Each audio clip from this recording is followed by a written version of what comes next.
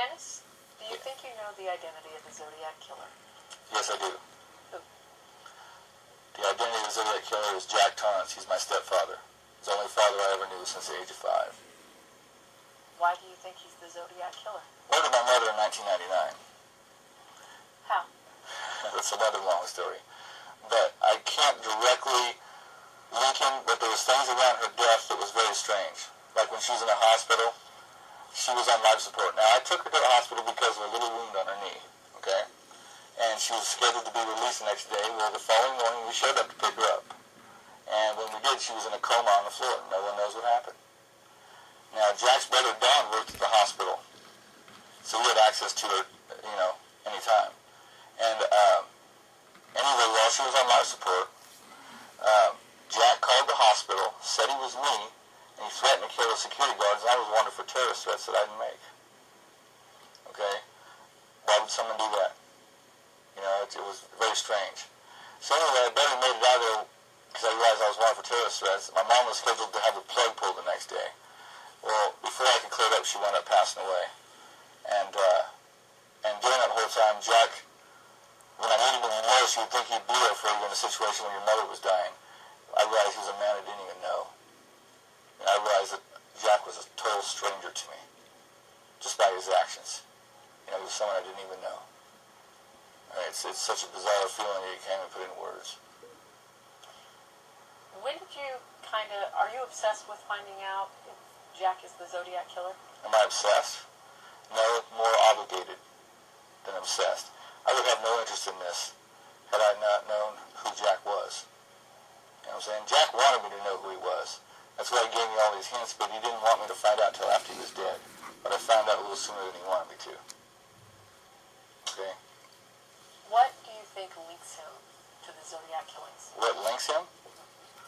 Well, first of all, the composites, which I have right here. This is a composite. That's the first thing. You can hold it. Just hold that closer. Okay. And we can get shots of that later. This was just the first thing. The composite, okay, was a dead ringer.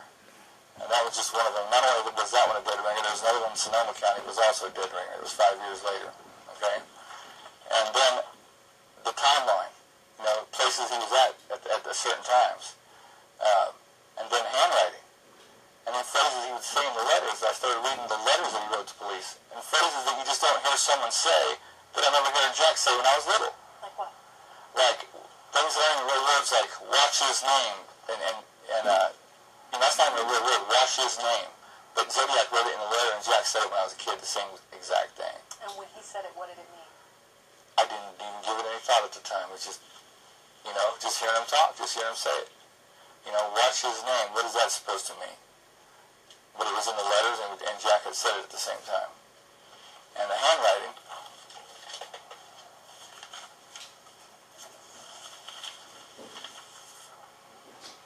This is the handwriting comparison I did. The top row is on each one is Zodiac's writing that came from letters he wrote to police. And then row just beneath it is Jack's writing, like letters he wrote to me over the years. And I found the same words and put them together. You can see the similarities. It's almost exact. So the handwriting wasn't even that disguised. You get it? Yeah. Okay. And we'll go back and get individual shots of some of these things. And it was no secret in our family that Jack killed people in the past because he talked about it on occasion. Actually, he talked about it quite often. So many times it kind of just went in one ear and out the other, didn't really pay much attention to it. When he said he killed somebody, what was the context? Several different ways. I don't know how much I can say on film, but he killed his officer when he was in the Army or Navy, one or two, with 2 bricks. And I guess at Treasure Island he did this. This is back in the 40s, late 40s he did this. That's one of the situations he talked about. Another time he talked about shooting a man in the face when he got in a fight with this guy. And he said, listen, John, he says, I don't want to have to shoot you. I shot a man in the face once. I don't want to have to do it again. And that was just another time. It was just so many. We saw him stab a man in 1975. My sisters and I both. You saw him stab someone? Yes, we saw him stab somebody. Where? Right here in Sacramento in front of my uncle's house. What happened was there was 3 guys that was walking by that had the radio up real loud. Jack had been drinking. My mom mom said something about the radio being too loud, so Jack made a comment to the guys. And one thing led to another. The next thing you know, Jack's in a fight with these three guys.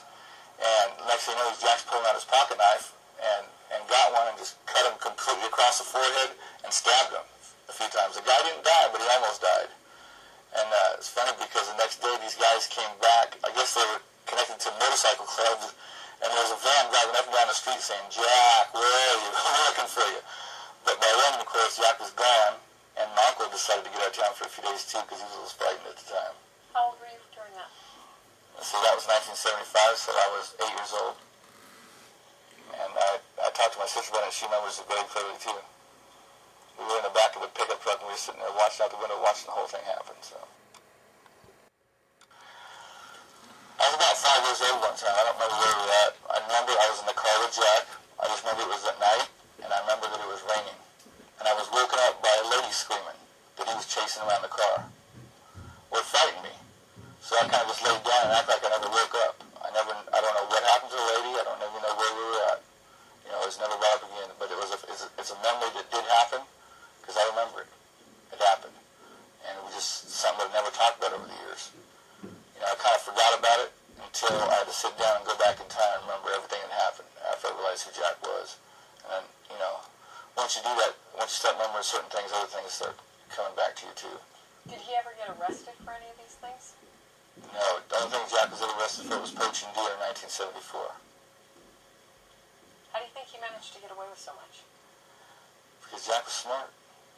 Jack was very smart. Jack was the head of the atomic division at General Electric in the 60s, making like $50,000 a year in the 60s, which was good money. Then he met my mother in South Lake Tahoe just 5 years later, making minimum wage washing clothes. That's odd. You know, he told my mom he was on a run for statutory rape back in Texas, is what he told her. That's why we had to move around so much. You know, that was his explanation for that. Why would your mom be with somebody who was wanted from the law? My mom had 3 kids, and I think she just wanted a man to take care of her and her kids. I think she was, you know, that's what she wanted. And, you know, he was willing to do that, so. How did he treat you and... How did he treat me? You and your siblings? Jack never liked me, and I never liked him since day one. First time I met Jack, I walked in the living room, he had his arm around my mother. I walked up to him and I said, "Get your arm off my mother." Right? He says, "You need to have a talk." So he took me in the bedroom, and he gave me a whipping. He said, "Listen," he says, "I don't want to be here any more than you want me here." He said, "But I have no choice." Well, I never knew what he meant by that. So later on. What do you think he meant? What I think he was doing was he was hiding behind a woman with 3 kids as a shield. Looked like a family man, blended right in. And I think that's what he used us for, to hide behind. Because he never worked. He always let my mom collect welfare, and he just kind of stayed hidden. You know, but never home, always running around. So I think he used us to hide behind. What first made you suspect he was the Zodiac killer? When I was at my sister's house in June of 2000, I was up there because I had a job as a security, not a security guard, but a prison guard up there. I already had a job taking a written test, and I was up there to take the physical test. And while I was there, a show came on TV called Case Reopened by Lawrence Block. And I was watching the show. My brother-in-law made a comment, "Doesn't that remind you of Jack?" And I looked at him and said, "What did you say?" So anyway, I started watching the rest of the show, and they started naming these places. I said, "I can't believe this." So the show was going to come on again at 2 o'clock that morning, so I stayed up with a pencil and paper, and I took notes. And after I watched the show, I knew who they were looking for. I knew exactly who it was. But I didn't know what I was getting myself into when I started at that point. Did you call immediately and say, "I know who the Zodiac killer is"? No, I didn't. Before I made an accusation like that, I wanted to find enough evidence to make sure that I wasn't accusing Jack of being something that he wasn't. So we moved back to Sacramento, me and my girlfriend, and went through, because we had a storage shed, and his stuff was in there too, so we went through everything.